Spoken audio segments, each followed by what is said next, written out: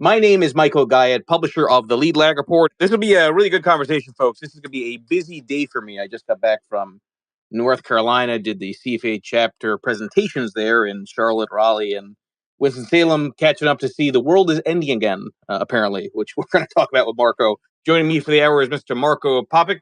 Marko, I've been checking some of your recent interviews. I'm very impressed with the way you think about the world and the framework that you bring to the table. But introduce yourself here to the audience. Who are you? How'd you get involved in markets? And what's your main specialty? Super. Well, thank you so much, Michael. My what I do is kind of interesting. I mean, I sit at the intersection of politics, geopolitics, and policy on one side, and then finance on the other. And the way that I got to this role at the Clock Tower Group, which is an alternative asset management group, we primarily seed macro hedge funds for a living. My role is I'm basically the macro concierge, and I sit on top of a team that helps our LPs make sense of the macro environment. So what I do is I ingest a lot of information from conversations with macro managers around the world, both those that are just emerging and those that are very much successful and already established. And then I also use my sort of proprietary, if you will, framework, which I developed over 10 years on the sell side in political risk consulting with Stratfor, where I started my career, and then at BCA Research, which is a macroeconomic research firm up in Montreal, Canada. And the framework is really a modified framework on figuring out where geopolitics is going. It's a constraint-based framework. So what I do is basically I try to figure out where policymakers are going to end up. What I really focus on is the material constraints that force policymakers into kind of the path of least resistance. And in doing this job, you come up with all sorts of things that you have to deal with, whether it's the market implications of something like the Ukraine invasion. That's a very obviously simple case, like Russia invades Ukraine. What does this mean for markets? To really longer term questions, which most of my institutional investor clients want to know. So they don't necessarily want to know whether oil is going up and down over the next 3 months. They really want to know what's going to happen with asset allocation over a period of like 3 to 7 years, what's going to happen to inflation and growth and those dynamics. And so I try to sit in this barbell of intellectual thought where sometimes it's very short term and sometimes it's very long term. I'm curious to hear a little bit more about the seeding of the macro hedge funds. What are some of the criteria that you typically look towards, that you gravitate towards, and maybe more importantly, what's like a red flag? I mean, everyone, I think, especially on FinTwit, likes to think of themselves as a macro guru, right? I can't imagine, obviously, the types of people that you might come across who have experience, are very overconfident, even more so than FinTwit, and think they're phenomenal at identifying these macro trends. What are some of the things that you look for and try to avoid? First of all, just to be clear, I'm the macro concierge at the firm. So I really work for the LPs. There's a whole other unit at Clock Tower that actually does this as a professional job where they select the managers that we're going to seed. But I can speak to that because, obviously I've been here for a while. In other words, I'm not a decider, So I think, first of all, you have to ask yourself, do you want the macro hedge fund? So that's the first issue that I think is really important for institutional investors. And for a decade, the answer has been no. And so the reason that I think Clock Tower Group is one of the really only macro seeders out there left is that macro hedge funds have fallen out of favor. This sort of single PM discretionary model has really fallen very much out of favor for most institutional investors. And so that's just something to keep in mind. But it's coming back, obviously, because of the volatility that exists, and in large part because of the world that I inhabit, which is this intersection between geopolitics and markets. It's very difficult to be systematic about that. And I think that that's where single PM discretionary model does have its usefulness. In terms of what you're looking for, first of all, is track record. Even when you're looking at an emerging manager who may have only been in a PM role for about a decade or even less, and it's very difficult to get a track record. It might be basically proprietary information of the hedge fund they're currently working on. You have to somehow eke it out. And that's a very, very difficult, that's like arcane art of trying to figure out whether the person you're talking to, the person you're trying to seed, truly has the track record that they claim they have. Oftentimes the hedge fund that they work at is not going to share that information. Oftentimes, they have an interest in minimizing that particular PM's role because obviously they don't want to say that the person they're losing was critical to their performance. So it's very difficult, but that's the number one thing. The second thing is you want to ensure that they have an intellectual framework that's repeatable. I mean, to be honest with you, this is the most important thing. Do they align on how they view the markets, how they view the world, how they ingest data? Sort of, do they have a framework that's logically consistent, ontologically, and like epistemologically? Or are they just throwing darts at the wall? And that's probably where I get most involved when I speak to managers we might seed. I'm not trying to figure out if I agree with their view. I mean, that would be really stupid because if I could do this, I would just take the 400 million. My job is more just to sit and listen to how their brain works and to see if it's logically consistent. So that they don't flip between reasoning for their trades. Sometimes they might be bottom up, sometimes they might be top down. That's probably a bad look. And then finally, you're looking at things like pedigree, hunger, ambition, but also ability to work with others. So if you think you're just going to be someone who is an asshole, but your performance speaks for yourself, you can forget about getting a check. Why? Because you're going to have to work with institutional investors over the course of your career. And you're going to have to be, reasonable. And you can't just be unreasonable in terms of negotiating terms, negotiating allocation, and other things. So these are all the things that come into it. And, before I came into this industry, I was obviously on the sell side. I was writing research. So this has been very much new to me the last 5 years. And what I'm surprised about, Michael, is how qualitative it is.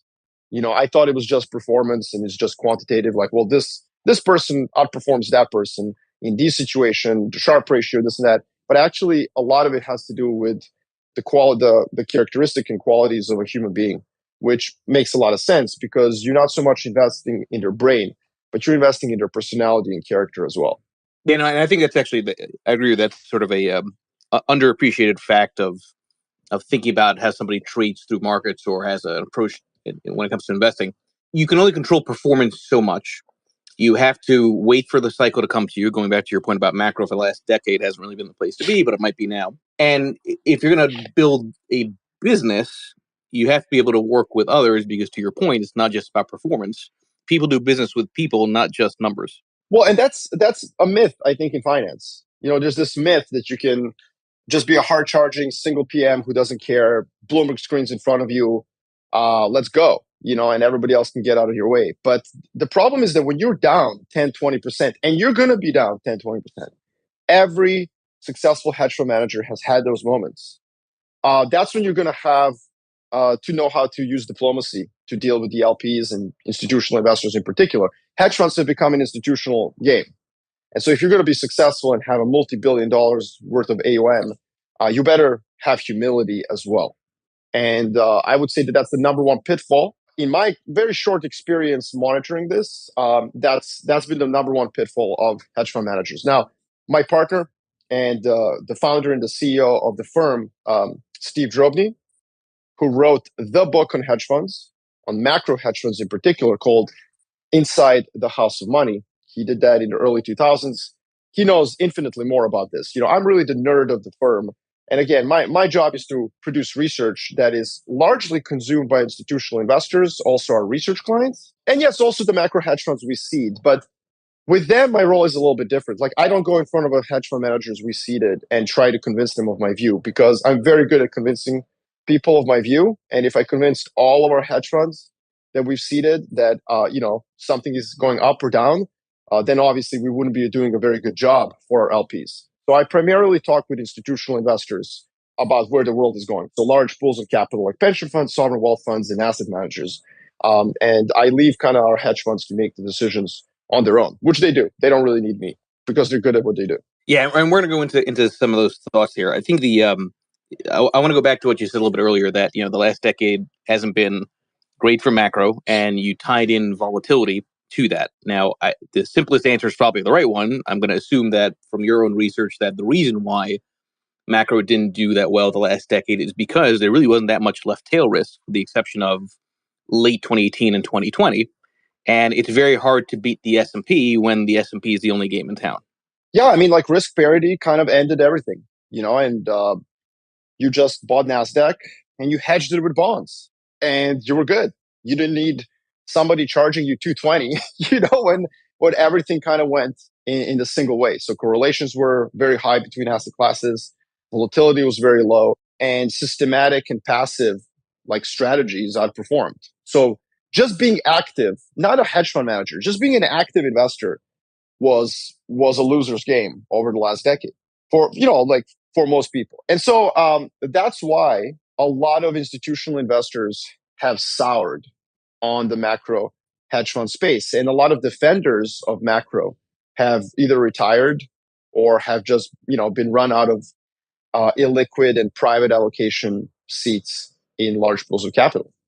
So it's become very, very difficult to sell this product, for example, to like a large swath of pension funds and sovereign wealth funds. We've continued to do it because we sit on a beach in Santa Monica, watch the ocean, surf, have fun in LA, and we're okay. We're okay chiseling the statue, the bronze statue of David over a course of a decade. And if we just do 10 hedge funds, we just do 10 hedge funds. So in a weird way, because we're so stubborn, and you could say because we're so stupid, we've remained convinced that the macro hedge funds have a role to play with large pools of capital. And I think one of the things that we've always said to the CIOs is like, look, maybe they'll underperform this decade, but when you pick up the phone and you call somebody running a macro hedge fund, they can inform other parts of your portfolio. So if something is happening in the commodity space in the middle of this macro, desert decade where nobody wants macro, but you have somebody who can explain to you why commodities are collapsing from 2011 when metal started, 2014 oil starts collapsing, you can call your macro hedge fund CIO and have a conversation with them. So there's a value in allocating to them beyond just returns. But now that volatility is back, geopolitics is back, politics is back, I think the systematic guys and the quant ones in particular are going to struggle with some of these, sudden, very human changes in the marketplace. And that's where the macro hedge funds should perform. And they have been over the last several years. Yeah. And, it is, it's fascinating to me just from looking at it from a hindsight perspective. But, since we're talking about a decade, I mean, really, I think where you can trace a lot of this to is the start of quantitative easing 3. I mean, that's when a lot of the kind of smoothness of beta kicked in, when a lot of alpha basically just was very hard to grab. And it's not clear to me why is it that iteration of Fed stimulus in particular created that dynamic. You didn't have that with Twist. You didn't have that with QE1, QE2. It was the late 2012 one that really kind of sparked the death of active. Well, probably because it was unnecessary. It's on some level. I think you could argue that that's why. And that the first iterations of QE were very much necessary given the situation at the time. So there was still volatility. It didn't pervert the markets. I think you could maybe argue that as we got later into the cycle, we were really just trying to prevent volatility and potentially prevent a dip back into a recession, which wouldn't have been tragic. Similar, and policymakers, like, they do this. They become enamored with a tool. And then they use it for everything. I mean, you could argue that we're in the current predicament with inflation for very similar reasons. The first two large stimulus efforts, fiscal stimulus efforts, you could argue probably were needed. But then, you have a new administration coming in January 2021, wants to and wanted to put an imprint on the cycle, and you had another fiscal package in early 2021, which probably was unnecessary and not needed. And so I would argue that that's why. But the underperformance of the macro space convinced a lot of people that things are like done. They will never revert back to a single PM human active management. And I think that's just silly. This arrogance is bred by a decade of trend. There was this arrogance that, like, well, you don't need a human with experience to predict the markets. that that can't happen. Machines and computers will be better at that. And I think that arrogance has caught a lot of allocators who don't know what they're talking about and don't have a historical perspective. It's got them with their pants down. Now that suddenly Xi Jinping or Donald Trump or Joe Biden or Vladimir Putin can say something, and the computer is going to be like, I don't know what that is. It's not data driven, so I can't predict it. And that's where I think having allocation to macro is very important. If geopolitics is truly coming back and it's much more relevant for macroeconomics and for markets, you can't just rely on data driven systematic or quant strategies. Now, the interesting thing about talking about the geopolitical end is, to your point, it's you can argue hard to model because, exactly like you said, there's no real sort of data, right? You've got to interpret words and try to figure out where the geopolitical front is going. The thing is, if you were to just listen to the media, all geopolitical news seems to be negative, and the world is ending, and war is coming with China, and I always go back to, it's like, well, what do you do with that? And is that even a pure message? Because you never know what incentives there are on the back end, whether it's ratings or whatever it would be. So when you think about interpreting geopolitics and integrating that into a macro framework, how do you filter out the messaging, maybe having sort of an improper phrasing of what actually may be happening behind the scenes? Yeah, so you're absolutely right. I mean, first and foremost, if you're an investor, the first thing to do with geopolitics is just forget about the fact that 99.9% of people in this industry think it's a risk. That would be like saying that technical analysis is a risk. You know what I mean? Like, technical analysis is not a risk. It's not an opportunity. It just is. It's a method. It's a tool. It's a framework. It's like saying valuations are a risk. Geopolitics is the same as technical analysis. It just is. It's a tool in your toolbox. And so sometimes it can be a tailwind and sometimes it can be a headwind. And of course, it depends on the asset class you're looking at. So that's the first issue. Have a risk neutral approach to politics and geopolitics. Now, what's interesting to me is that this is very difficult for people in finance to do, especially on FinTwit, by the way. And that's because most What do you people. mean? Everyone's an expert on FinTwit. What do you mean? Everybody knows everything about everything. Well, yeah, but like, see, most people, when they approach finance, I think there's a level of objectivity because it's a numbers game and you're trying to make money fundamentally. Like, you're not in finance to, change the world. I mean, some people are, but like, and God bless them. But like, look, the bottom line is lots of people have fiduciary responsibility to others, to themselves, to their families. We're all here to make money. So Apple versus Netflix, like, it's not a tribal game.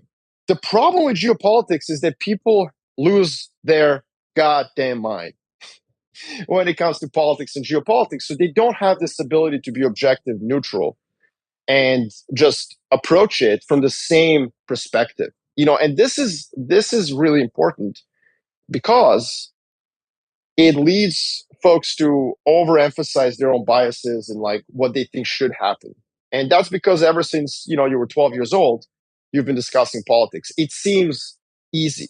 It seems familiar, even to those who are not experts at actually analyzing it. So everyone has an opinion on who's going to win the Republican primary, or who should win the Republican primary, or whether inflation is bad for lower incomes or not. Like, everyone has these kind of views and opinions, and so they don't approach it in the same objective, scholarly, framework-driven manner as with financial and economic issues.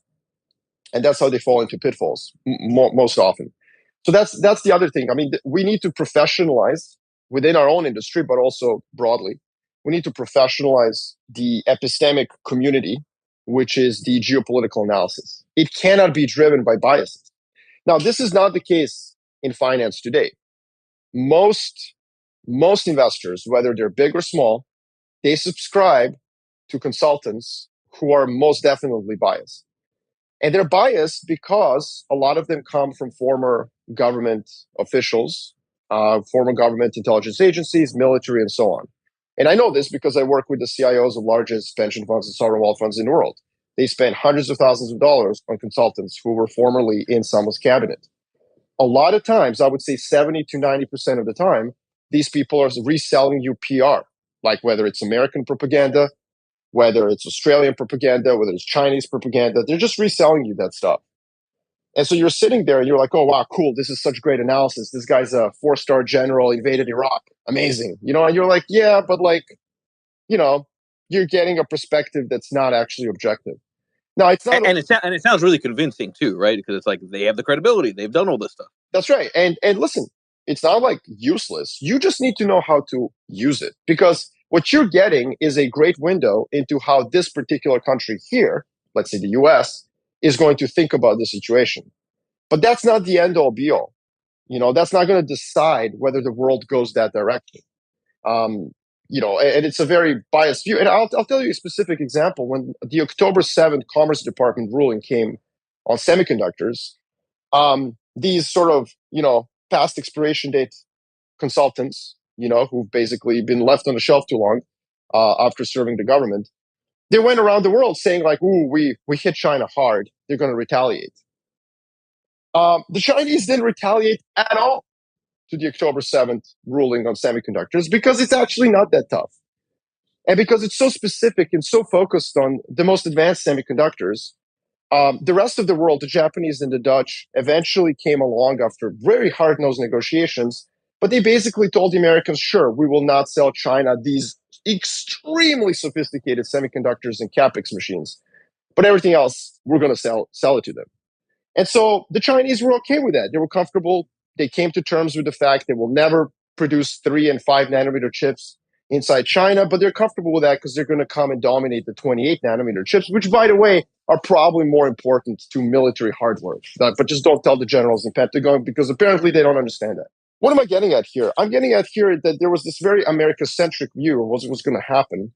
And I think it came out of this very biased national perspective. Now, not all consultants are like this. There's some very, very good ones. I have a good friend, RP Eddy. He runs a consultancy that does tap in former officials, and they tend to be extremely good at their job because they have a very wide network, for example. So my point, though, is not that you shouldn't use former government officials. It's that you should use them by having your own framework. And that's where this materialistic dialectic comes in. Like, forget trying to get close to the decision makers. Treat them in an antagonistic fashion. Policymakers and politicians are not your friends. They're not people that you should be having a drink with in a Georgetown, townhome at a cocktail party. They are subjects of your analysis. They're mice in a laboratory. And so what you need to do is you need to figure out how to predict their behavior, not based on what they want. A mice in a laboratory, in a labyrinth, is not going to be able to run through walls. They're going to go down the political path of least resistance. And that political path of least resistance is measurable. We can, as investors, we can think about what are the objective material constraints that are going to force somebody like Boris Johnson, who says he would rather be dead in a ditch than extend the timeline for Brexit negotiations, as a good example, what is going to force him to eat those words later? Or, you have like Trotskyite Syriza come to power in Greece, and 12 months later, they're implementing the most Reagan-Thatcher supply side reforms in the history of the Mediterranean. People who believe X and are hard committed zealots about X end up doing Y more often than you think. Why is that? Well, it's because they're forced to do that. They're forced to do that by the material reality. So focus on the material reality, not on smoke and mirrors of rumor mills. Now, this is very difficult. Again, in our industry, this is very difficult to do. Most people have been reading The Economist since they were 12. They've listened to their dad and mom argue about like some ideological issue. They've been participating in these political debates, so they feel that this is like sports. Like, I can have an opinion about this, like. And it's no, you should be as professionalized about political analysis as you are about looking at charts or trying to use, systematic tools or data. You should be as objective and as professionalized and as clear-sighted that this isn't voodoo. There's a way to predict behavior of policymakers based on fundamentals. Yeah, as you're talking, my mind goes to all the rhetoric around China, war with the U.S., Taiwan, and I always find that these things that are being said probably don't even consider the fact that if China were to go into Taiwan and if the U.S. were to have a military conflict, it's like mutually assured economic destruction. which means nobody really has a true incentive to do that, us and China. Am I off on that? And if I'm off on that, what are some of the things that you're viewing from a geopolitical lens that you think investors should be mindful of? Well, I think, when you say that, you're correct. The problem is that World War One started, World War Two started. These were also very negative for sort of economic well-being. So you do get economically suboptimal outcomes because of politics. And I would say that in the case of Taiwan, it would be a much worse economic impact on the world than we think. Taiwan really is at the center of the sophisticated supply chain for consumer electronics and for not just semiconductors themselves, but also many of the products that you consume semiconductors on. Taiwan has a very sophisticated supply chain. It would be even worse than maybe people think. And yet, I don't think that's a constraint enough. I think the constraints right now are that the United States of America is struggling to convince its allies that China is a existential threat to the West. I would say that that's the number one constraint to the US. US is kind of alone when it's facing down China. Australia is very much with the US, Japan is as well.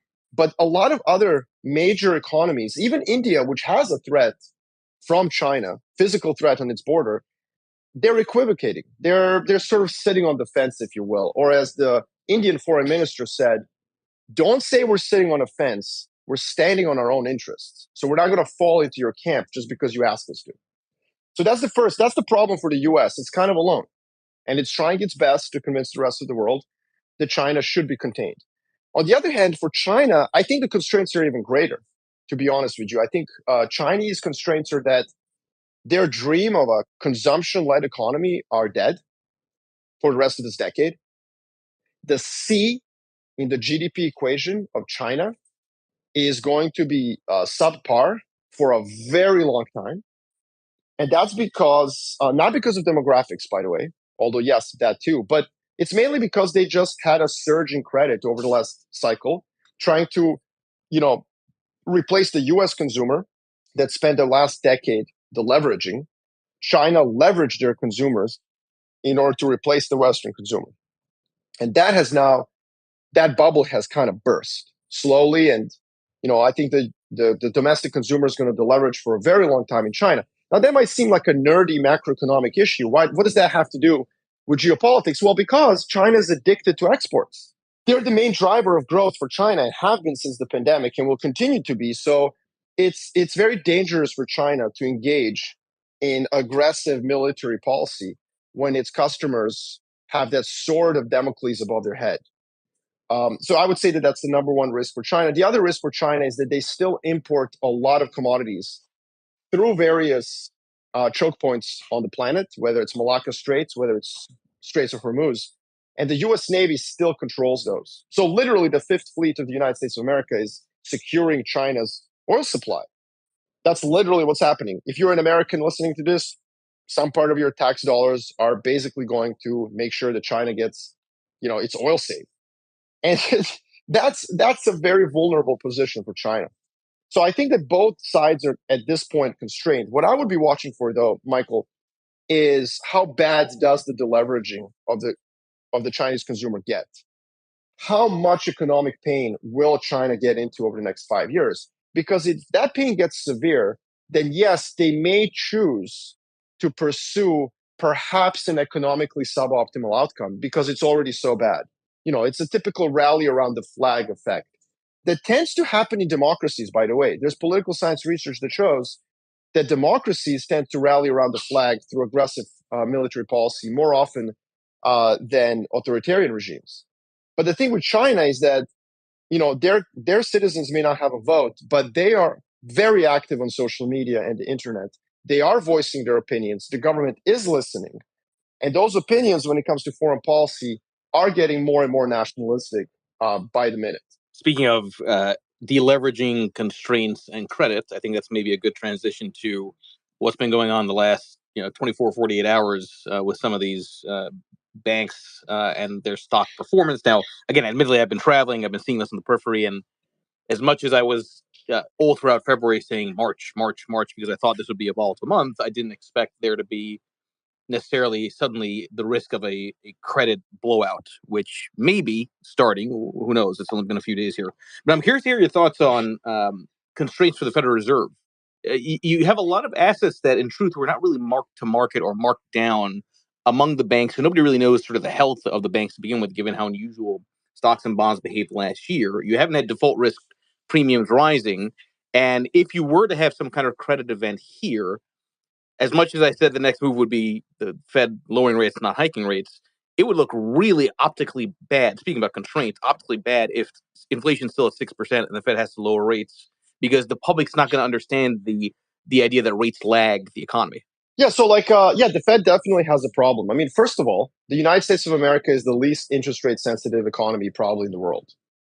And I'm sure there's a bunch of bears like lighting themselves on fire right now. Guys, sorry, cool it, chill, but it's true. Doesn't matter how fast the Fed funds rate went up. It's in real terms, it's still negative. Okay. First and foremost. Second of all, hurdle rates for corporates are much higher than people think. So that's the rate at which, a CEO may not be able to do any more capital investment. And finally, American consumers just couldn't care less. They just couldn't. And yes, everybody always pulls out the violin and starts playing a sad, sad violin song for the bottom 20%. But let's just be clear here. The other 80% of Americans, in terms of income, they're sitting on massive amount of deposits. Their home equity has gone through the roof. And their mortgage debt is set by 30-year, basically, on a 30-year time horizon. So they don't care. It's not like Canada where it resets every 5 years based on interest rates. So this is a very interest rate sensitive economy, which means that the Fed has had to go hard, to dent the strength of the economy. And that has caused all sorts of problems in the bond market. So you've seen, obviously, the long end start to sell off. And to your point, a lot of that has not been marked to market because you don't have to do it until you need it. If you're a bank, you really need to start selling your bonds when you have a problem with the investments or the deposits that you've given out to a set of customers. And that's, I think, why I don't think this is a systemic problem. This is a problem for VC, for tech, for crypto. That's why the first two banks that blew up are Crypto Bank and obviously a bank that services VCs and their portfolio companies. I think this is the carnage or pawnage, as I like to call it, in the tech community, which was mainly contained in public markets and public equities of tech companies and some privates as well. It's now kind of spreading to their bankers. I don't think this is going to be a great financial crisis kind of an event, but you're right. You have the news today that Janet Yellen is starting to monitor banks. That trickle down. And I'm sure this is going to go back to the Fed. And even though they probably share my view that this is the tech bros getting what they deserved, I think that they're going to worry that there is some 10 to 30% probability that it actually infects the rest of the financial system. And that brings me to the point of what you said, which is 6% inflation. Like, we're going down to somewhere around 4 to 5% CPI. And I think at that point, it becomes really a political issue, not a mathematical one.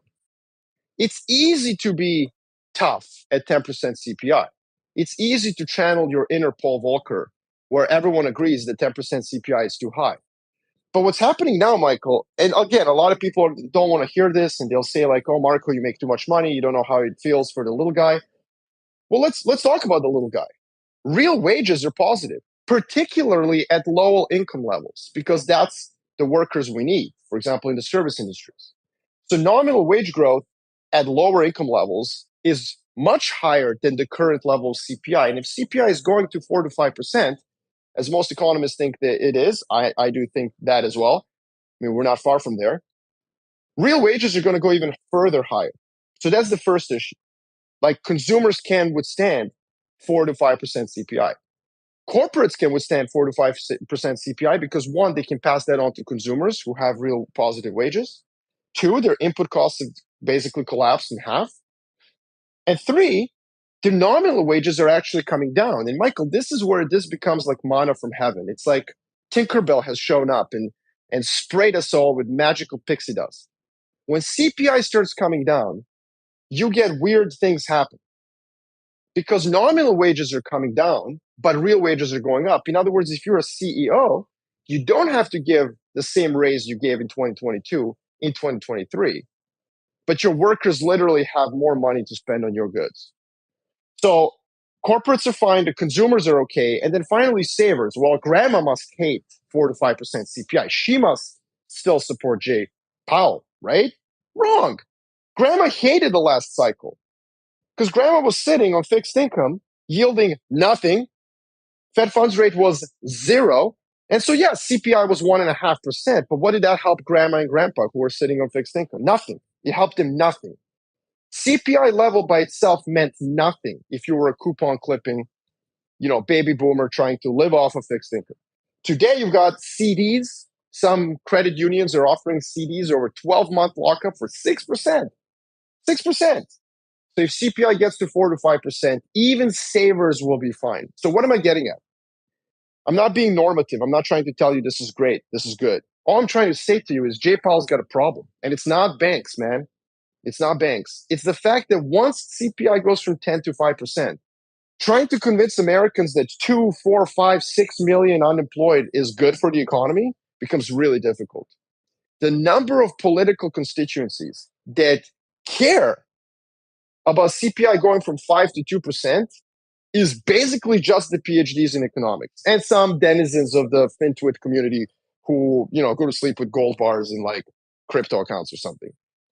But nobody's going to care. I'm telling you this right now. If they cause a recession because they were trying to go from 4 to 2, they're going to be tar and feathered, medieval style. And they know this, which is why they're probably going to come up with an excuse for why 4 to 5%, we're on our way to 2, we're fine. And by the way, in 6 months from now, I think they have a 6-month window to prove me wrong. They have a 6-month window in which to be really tough on the markets and so on. And then you get to 12-month window before the general election.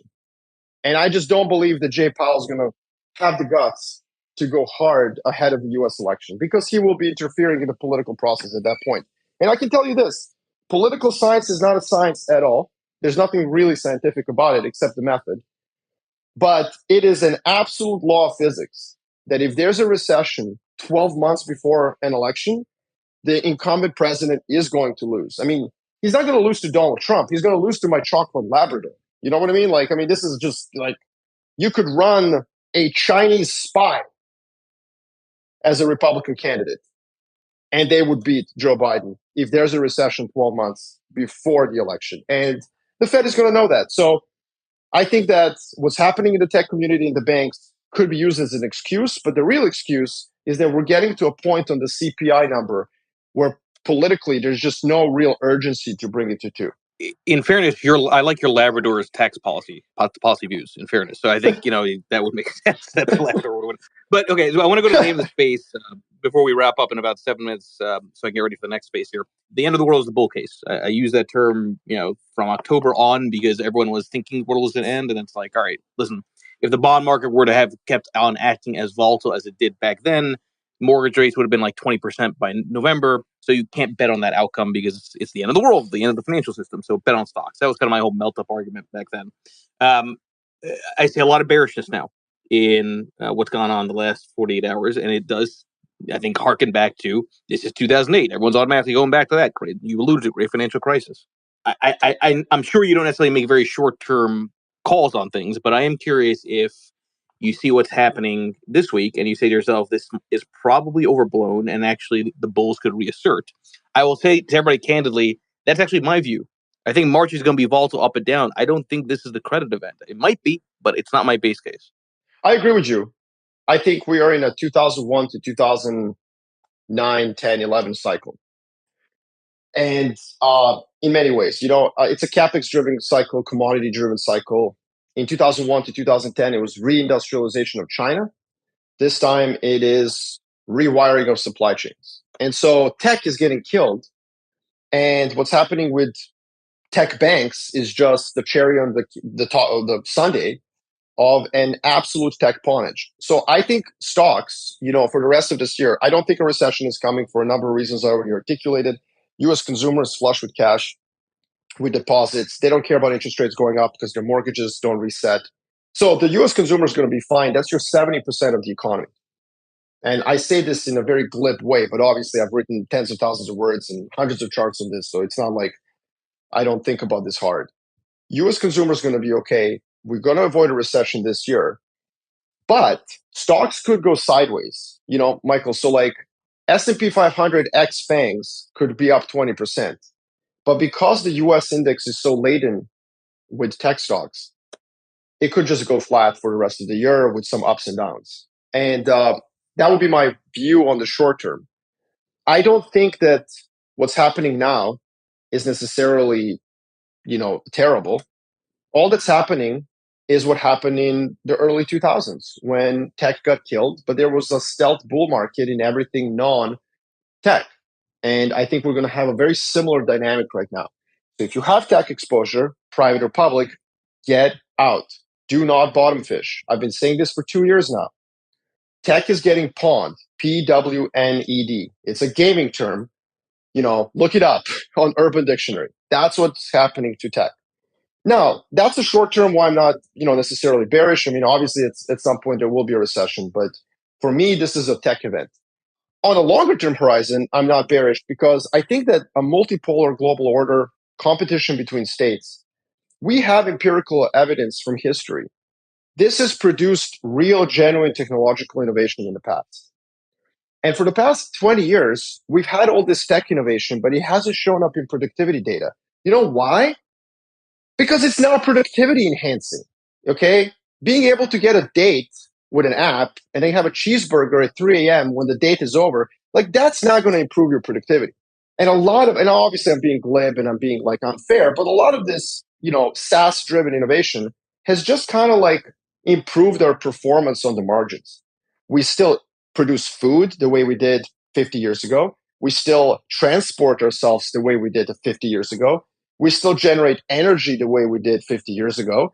And the outcomes are kind of obvious. Like we live less long in the United States of America than we did 20 years ago. Like, can we just pause and reflect on that? So I think that what's going to happen over the next decade is true, genuine, hard technology innovation. And so you should be in industrials, materials, and energy. Those are the sectors you should be in. And that rotation out of tech is going to be volatile. It's going to be especially volatile in the US. And I think China too. Those are the two tech-laden markets. So I'm not really bearish. I'm just bearish on what worked the last decade. Yeah, and I'm with you, by the way. And it's funny because people are like, oh, what happened to your melt up? It's like, okay, we're in a pre-election year. To your point, there's still a lot of cash. There's a lot of bearishness. You had the seventh worst year in history for stocks last year on a real return basis. It's like I go back to conditions, not calls. You have all those conditions are there for a surprise move higher. But again, it could be a very volatile melt up, which is sort of my. Well, also, just one real quick, Michael, if we avoid a recession, the biggest call this year is another bad year for bonds. And that's what's obviously happening. Correct. Yes, that's correct. Exactly right. You have to find exposure to commodities. And you know what's interesting? Yep. There are no more commodity managers out there. Like I know 5 of them. I know personally 5 out of the 6 biggest commodity hedge funds in the world. Like I can literally put them on one hand. So that's a good example, of how difficult it is now to get exposure. If you're an allocator sitting in the Midwest on like $100 billion, how are you going to do this yourself? You got to find external managers. And for many of these, like emerging markets or commodities, yeah, it's hard to find because many didn't survive. I've been telling my hedge fund team to start putting together a list of commodity managers in 2020. At like when the oil went negative, I was like, we need a list. And everyone was like, why do we have oil's negative, bro? Like, what are you doing? I'm like, listen, it's turning. This is going to be a capex driven cycle because of ESG, green tech, China, all this stuff. Like allocators are going to start demanding this. And I can tell you right now, without naming names, that list we put together is like the most sought after list in the institutional world. Everybody wants that list because they need it.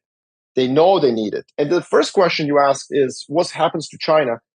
I don't know what happens to retail investors who are trying to get exposure to emerging markets and then get put into China. But I can tell you on the institutional space, large pools of capital are already going to the providers of indices, and they're asking them to produce for them an index that doesn't include China. So it's happening at a high level in high finance, whatever you want to call it.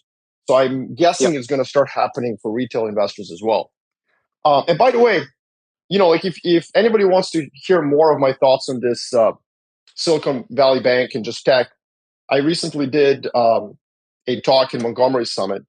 You can access it on my Twitter feed or go to YouTube or go to Montgomery Summit, and you can watch like 30 minutes of me basically explaining and articulating my view of why I'm so bearish tech. It's not just about inflation or the 10-year yield. It's also that it worked last decade. Nothing lasts for more than a decade. No narrative, but it's more complicated than that. In a world full of nation states fighting each other and trying to get a leg up, we're just simply not going to allow trillions of dollars to go to VCs that effectively then give it to 23-year-old dudes hitting the bong and coding in Silicon Valley. Like, that's just not going to happen. That Louder, money. louder, louder. I'm so done with this nonsense. No, I mean, listen, all this money, it's going to have to go to 40-year-old, 50-year-old, kind of awkward socially engineers who tinker with materials and hard sciences. Like, that's where that money is going to go to. Now, I'm not necessarily saying one is better or good, whatever. I don't really care. I'm just saying, like, look, we know what happens when the government gets like kind of involved in the economy again. A lot of it is not good, obviously, but mission-oriented goals are not bad. It means government is just going to say, okay, what do we need to solve? We need to solve for faster computers or, like less pollution, whatever it is. Here's money, go solve it. And actually, you'll be surprised by how often the private sector rises to the challenge of the public sector mission. And that happened with the vaccines. Like, let's just pause and reflect on Operation Warp Speed. The Trump administration came in, had a meeting. Half of the table were regulators, half of the table were private companies. And they were like, okay, private companies, what do you need? And they said, we need different regulation and more money. Okay, cool. Now go get a vaccine. And we got a vaccine. But point of this is that you will see more of that. And I think that's fundamentally what's happening. And so I think a lot of people in finance are not focusing on the big picture. Tech is going to continue to get pawned, not because the tenure is like slightly higher. It's because the priorities of the planet and of people in charge, i.e. governments, are now towards hard technology and true genuine innovation. So if you're in the business of starting SaaS companies, be very careful. I think that's a good place to wrap this Twitter space up. Again, everybody, please make sure you follow Marko Papic. This was a great conversation. Check out his book as well, available on Amazon. Thank you, Marko. Really do appreciate it. Thank you, Marko.